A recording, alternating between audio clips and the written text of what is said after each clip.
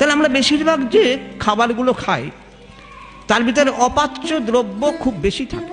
একটা খবর বেরিয়েছে যে চীনের একজন মানে তিব্বত ওই অঞ্চলের একজন সাধু 250 বছর বেঁচেছিলেন, থালকুনি পাতা খেয়েছেন বলে প্রমাণিত সত্য।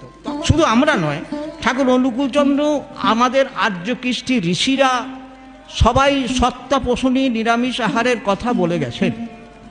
আর খাবার আগে ঠাকুর বলছেন খাবার আগে পা ভিজিয়ে পা ধুয়ে খেতে হয়, পা ভিজে পায়ে খেতে হয়। আমাদের যেমন বর্ণাশ্রম মেনে চলতে হবে, আমাদের যেমন বর্ণের বিধান মেনে চলতে হবে, তেমনি তুমি যে সবজিটা খাবে, যে দুধটা খাবে, সেখানেও যদি প্রতিলোম কোনো সবজি হয়, সেই সবজি যদি খাও তাতেও তোমার সত্তা বিধ্বংসী কাজ। চন্দ্র আমাদের রাজ্য কৃষ্টিকে তুলে ধরার জন্য একেবারে সহজভাবে বলে দিলেন মাছ মাংস খাসতে আর পেঁয়াজ রসুন মাদক এইগুলোকে প্রতিরোধ করতে গেলে প্রতিবার অন্তত যখন আর খাবার আগে পেট পুরি যখন খাবো তার আগে কিন্তু খিদে পেলে আমাদের খেতে হবে, খিদে না পেলে খাওয়া যাবে।